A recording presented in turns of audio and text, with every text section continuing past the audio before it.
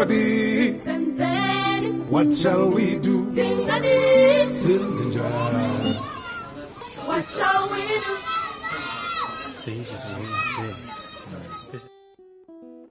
I'm Peter Wathitu, and I'm the Director of Operations at Daraja Academy. Okay, my name is Dr. Sangai Mohoji, Director of Daraja Academy. I teach Swahili at Stanford University currently. Okay, my name is Josephine Wathitu. I'm married with one child. I'm 31 years old, and I'm a teacher. I did my primary school education in Nyeri, that is in central Kenya, in the town, Nyeri town. And then I did my high school also around Nyeri. After which, it was hard for me to go to college because my mom is single. It was hard for her raising up 2 kids. And after high school, it's like you have to go and fend on, for yourself. And so I set off to Nairobi, did odd jobs here and there. Don't have to go into details. You don't have to go into too much detail. Yeah, did odd jobs in Nairobi, trying to etch out a living.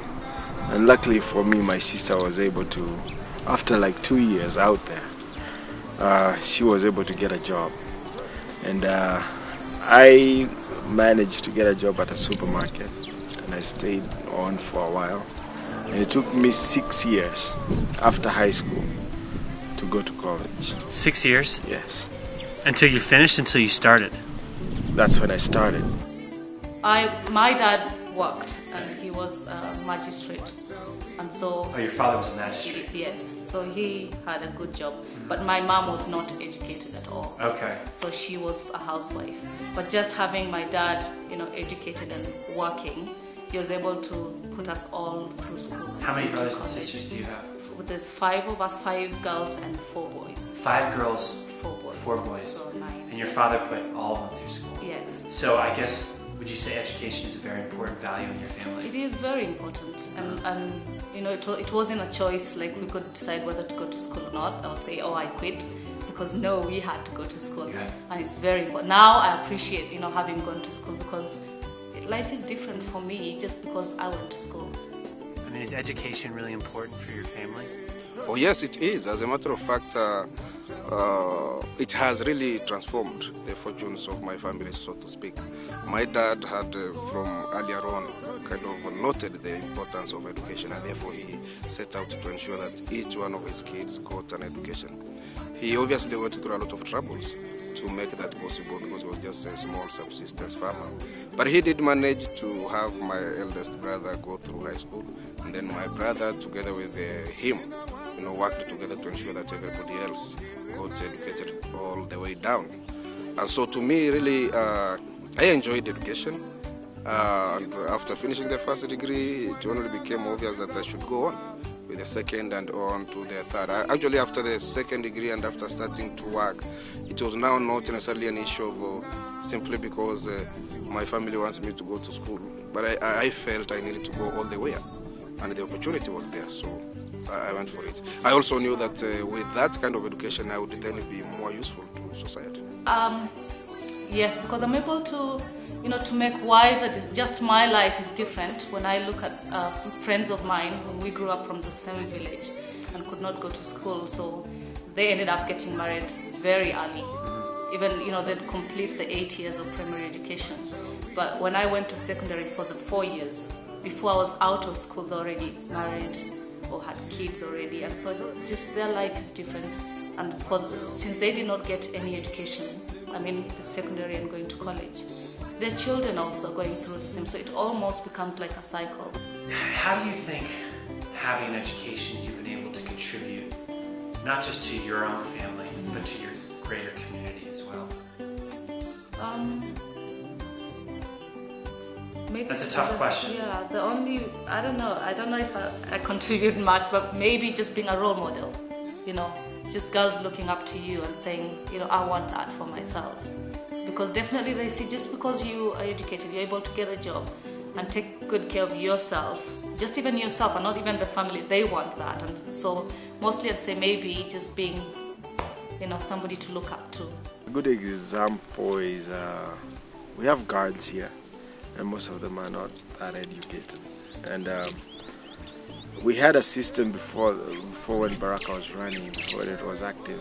We used to bring out cash and pay them here at school. And when I took over the position of a manager, I instituted a policy where I told them I will not be bringing cash out to Baraka because it's also risky. So I went and helped all of them open up bank accounts in town, and thus they were able to access soft loans and they've been able to help themselves. As for me, I want my daughter to have good education, quality education, and so definitely because I'm educated, so I expect her to do even better than I did.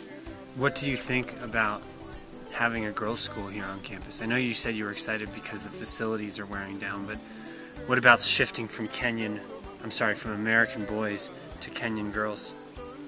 I think it's perfect because the girls have been disadvantaged in Kenya. And if a girl drops out of school like I did in high school, and I didn't have any employment, I didn't go to college for 6 years. Mostly girls would have been either single parents, or married off, or fall into prostitution, or all those negative social things. But for men, it's different. I was able to hold out until I got some medication. But for a girl, it's very different. So this is very opportune for girls, because after talking to Jason and the rest about the kind of system that you want to have for the girls, is that after they leave high school, they'll have something to do. They have some skill or some profession that they can proceed on to. Mm-hmm. And I think this is a perfect opportunity, and especially the catchment that is around here. The Maasai girls are at a great disadvantage because they go through all these genital mutilation and early marriages, and I think this would be like a safe haven for them, and also a big relief for most of the families that cannot afford secondary education. A good example is one of our workers whose daughter is in class 8 right now, the last year in primary education in Kenya. And it would have been a big task for her to get her to high school. And I think the way Jason promised education for staff children, that would be a big relief for her. And I was just talking to her this morning, and she said this is a godsend. She didn't know what she would do next year. And so Daraja coming in at the right time, when it was desperately needed around here. Mm-hmm. Yeah.